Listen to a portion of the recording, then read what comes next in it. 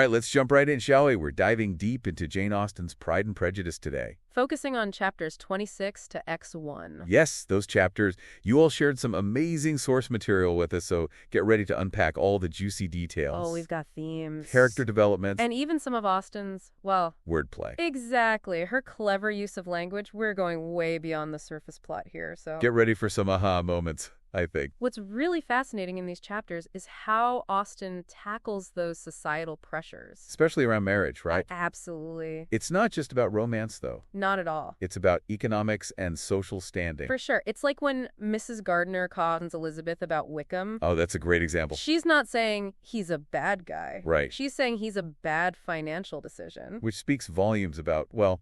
the expectations placed on women back then. yes, like it was their main priority. Right, and then we have Elizabeth's fiery response. Pray, my dear aunt, what is the difference in matrimonial affairs between the mercenary and the prudent motive? Where does discretion end and avarice begin? She's amazing. She's basically pushing back against those, I don't know. Those pragmatic views of marriage. Almost cynical, you could say. Yeah, and she's saying, where's the love in all this calculation?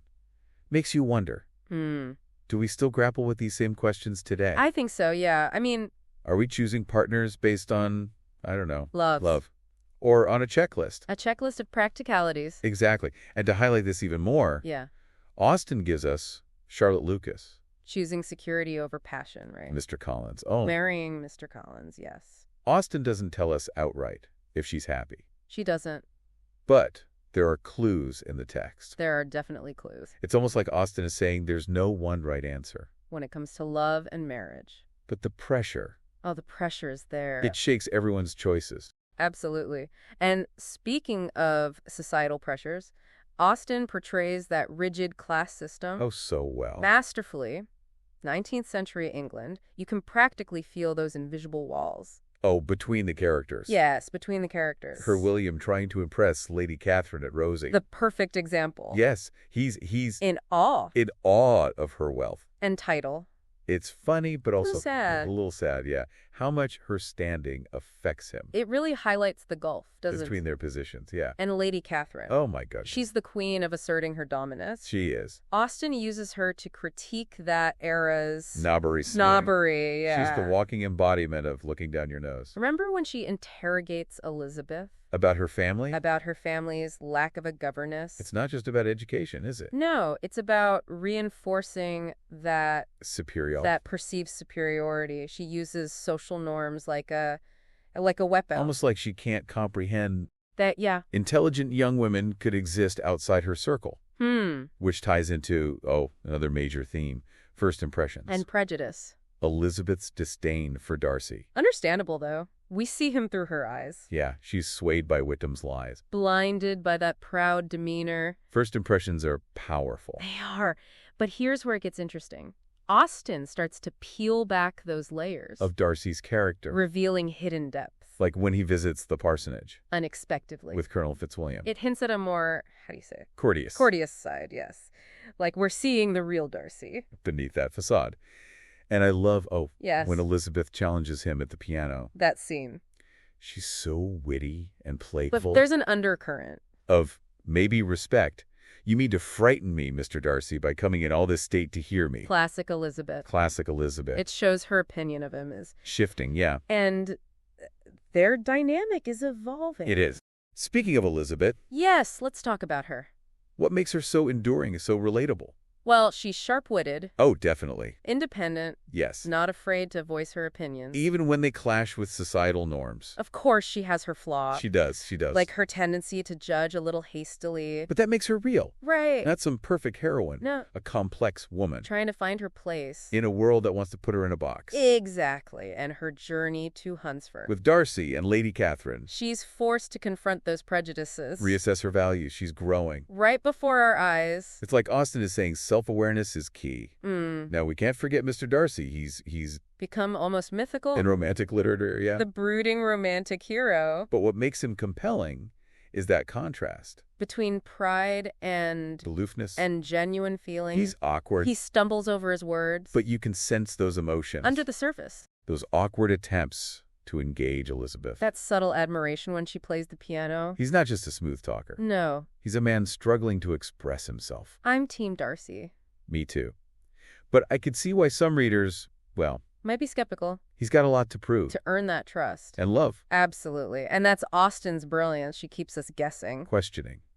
Engaged. Now, we can't talk about Austen without talking about her. Language. Her use of language. Oh, she's a genius with words. It's not just what she says, it's how she says it. It's true. That free, indirect discourse. We experience Elizabeth's thoughts. Firsthand. Adds so much depth. It's like we're in her head. Experiencing the world through her eyes. And the dialogue. Oh, the dialogue. Sparkling with wit. And social commentary. Like every conversation is a play. A play, yeah. Revealing personality. Dynamics between them. One of my favorite examples. Oh, tell me. When Elizabeth and Mrs. Gardiner are talking about Wickham and how he suddenly lost interest. Right.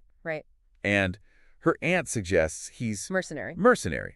And Elizabeth says, "Pray, my dear aunt, what is the difference in matrimonial affairs between the mercenary and the prudent motive?" She's brilliant. It's like she's saying, why is it okay for men to prioritize wealth, but women are labeled mercenary? It's a critique of the double standard. Of the time. And she does it with wit and humor. Making us laugh and think critically. Exactly. Now, what about the visual language? Yes. Her descriptions of places. Like Rosings Park. And the parsonage? They're not just setting the scene. No. They give us insights into the characters. Okay, yeah. Rosings reflects Lady Catherine. Imposing. The parsonage reflects Charlotte's practicality. Yes. It's like the settings become extensions of them. Precisely. Carefully crafted by Austen. To enrich the experience. She wants us to see them vividly. She does. It's making me realize every detail, every word. Is there for a reason. Austen was a master. A master of her craft. But before we go too far, what about you? What stood out to you so far? What's resonating? Are you Team Darcy? Oh, I don't know. Maybe. I'm still thinking about it. It's a tough one. Tell us what you think. You know, it's amazing how these chapters really get into those power dynamics between characters. We see it so clearly with Lady Catherine. Oh, totally. Using her wealth and status to control, well, not just her household, everyone around her, especially Elizabeth and Darcy. Oh, they become targets of her manipulation. Totally. It's almost comical how she's constantly giving unsolicited advice to Elizabeth about everything. Her piano playing. Her family's lack of a governess. It's like she can't help but try to fix everyone. To fit her mold. To fit her idea of what's proper. Yes, exactly. And it stems from that rigid belief. In social hierarchy. Oh, yeah. Obsessed with rank and decorum. Which is why she's so determined for Darcy to marry her daughter. Miss de Bourgh. Miss de Bourgh, yes. Preserving the family status. And influence. It's like she can't even fathom the idea of him choosing someone. Outside their circle. Outside their little circle of privilege. Yes. But here's what I find so interesting. Okay, what's that?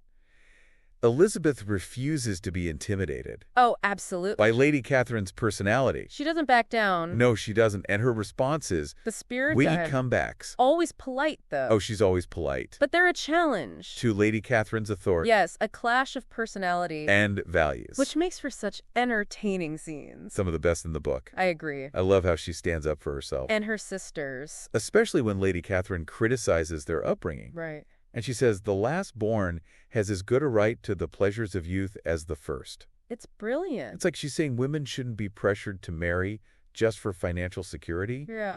They have the right to enjoy their lives. It's a bold statement. For that era. For a young woman in that era. Yeah. Showing how independent and forward-thinking she is. She is. She's not going to be confined by those expectations. No, it's inspiring. It is. She's like a tiny rebel. Chipping away at that foundation. The rigid social structure. That Lady Catherine represents. Exactly. And it's not just with Lady Catherine. Right. This defiance extends to her interactions with Darcy, too. Oh, interesting. Like at the piano when she challenges him. It's a turning point, I think. In their relationship. Yes, she's no longer intimidated by him. By his aloofness. She's engaging him on her own terms. Using her wit and intelligence. To meet him as an equal.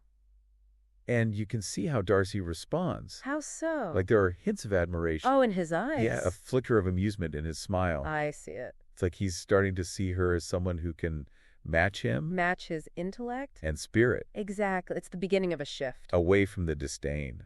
And prejudice. Towards something mutual respect. Yes. And maybe even attraction. Ooh, things are getting interesting. They are. But we have to address the elephant in the room, or rather... The Colonel. The Colonel in the room. Colonel Fitzwilliam. Yes, Colonel Fitzwilliam. Adding another layer of complexity. Oh, absolutely.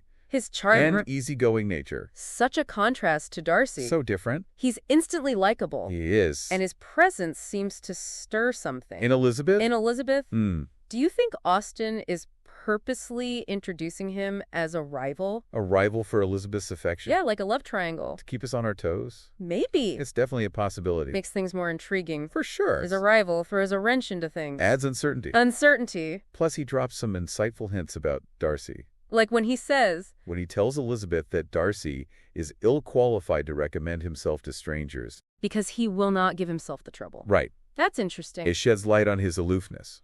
And perhaps his difficulty connecting. Connecting with people. Yes, outside his circle. Suggesting there's more to him than meets the eye. Hidden depth. That Elizabeth has yet to discover. Exactly. It's like Colonel Fitzwilliam is giving us... the behind-the-scenes look. That Darcy. Revealing a side we wouldn't see otherwise. I like that. And it's those glimpses... There's hints and revelations. That make Austen's writing so captivating. She weaves together themes and character development and social commentary. That's all of it. Keeping us engaged. And wanting more. Yes, wanting to unravel the story. Now, we've talked about Austen's dialogue and her use of free indirect discourse. We have. But I'm curious about her use of imagery and symbolism. Oh, good question. How do those elements contribute? Well, one striking example is how Austen describes Elizabeth's favorite walking path. Oh, yeah.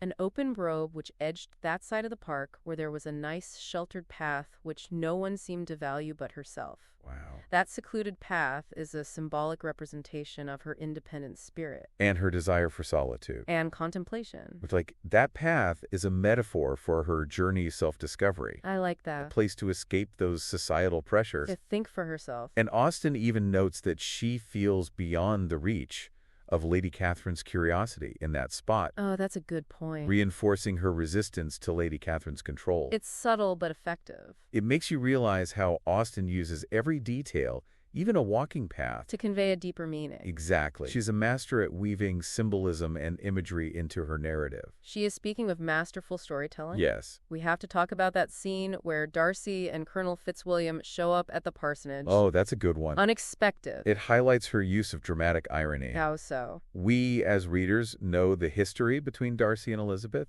but Charlotte and Maria are clueless. Totally clueless. Their excitement over the gentleman's visit creates this delicious tension. It's hilarious. It is. Especially when Charlotte attributes Darcy's visit to Elizabeth. Saying, "I may thank you, Eliza, for this piece of civility. Mr. Darcy would never have come so soon to wait upon me." So ironic. Considering how much Elizabeth disliked him at first. It's pure Austen. Pure Austen. And the scene is packed with hints of Darcy's growing interest. Oh, like what? His look of curiosity as he observes her with Colonel Fitzwilliam. Oh, yes. His usual deliberation as he moves closer to the pianoforte to get a better view. It's all there. Simmering beneath the surface. I love how she uses body language. And subtle gestures. To convey those unspoken feelings. So much more effective than just telling us what he's thinking. Exactly. It allows us to interpret and draw our own conclusion. It's part of what makes her writing so engaging. And timeless. So do you think Elizabeth is starting to see Darcy in a new light? Is her prejudice crumbling? Good question. While she still teases and challenges him. She does. There are hints of a shift. In her perception. Her banter seems less antagonistic. Almost flirtatious. And the fact that she's willing to engage conversation suggests a willingness to move beyond her initial judgment. That's a great point. But you're right, Austen doesn't give us a clear answer. He leaves us hanging. Wanting to know what will happen next. Okay, so we've talked about themes and characters and societal pressures and even Austen's masterful use of language. We have. But as we, kind of wrap up our deep dive here, I'm curious what you think about Austen's subtle foreshadowing. Oh, that's a good one. How does she plant those seeds? Those little hints. That hint at future events. That's what makes reading Austen so rewarding. Yeah. She doesn't spell everything out. Right. She drops those little hints and clues that make you want to keep reading. Okay, so give me an example. Well, for example, Darcy's very presence at Rosings disrupts things. It does. The social dynamics there. Like he throws Miss Bingley's plans into disarray. Because she clearly had designs on him. She did. Like a silent competition is brewing. Between Miss Bingley and Elizabeth. Even if Elizabeth doesn't realize it. Exactly. And then you have Lady Catherine. Oh, Lady Catherine. Constantly trying to steer Darcy toward her daughter. Toward Mr. Burr. Right. Showcasing her musical talents, even though she's clearly not well. She's not. She's so desperate to maintain that control. It's all about her ambition. Well, social ambition. Completely disregarding what Darcy wants. But here's the thing. Yeah.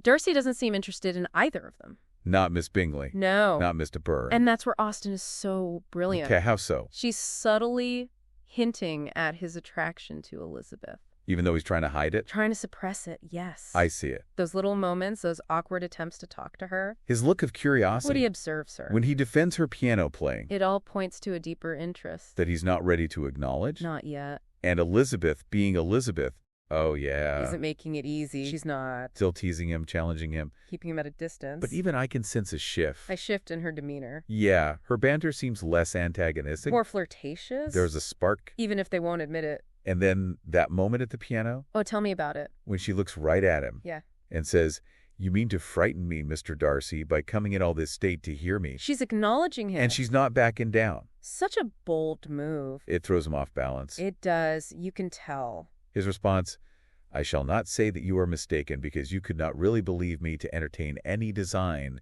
of alarming you." He's flustered. He's trying to defend himself. It's fascinating how she uses these small moments. Yeah, these exchanges. To reveal so much about their emotions. It's not just a battle of wits. There's something a gradual unraveling, defensive. The slow emergence of something. They're profound. And it's all happening against this backdrop of societal expectations. Those pressures to conform. To those rigid social norms. Elizabeth and Darcy are trying to reconcile their desires. With the expectations of their families and society. It's a lot. So where does this leave us? Do you think they have a chance? At a real relationship. Yeah. Would their pride and prejudice and the pressures of their world keep them apart? That, my friend, is the million-dollar question. It is. And Austen leaves us hanging. Of course she does. Offering glimpses of hope. But also highlighting the obstacles. It's brilliant storytelling. Keeps us invested. And wanting to know what happens next. It's what makes classic literature so enduring. We grapple with these themes. These complex characters. And we're left with questions. That resonate even centuries later. It's true. So to our listeners out there,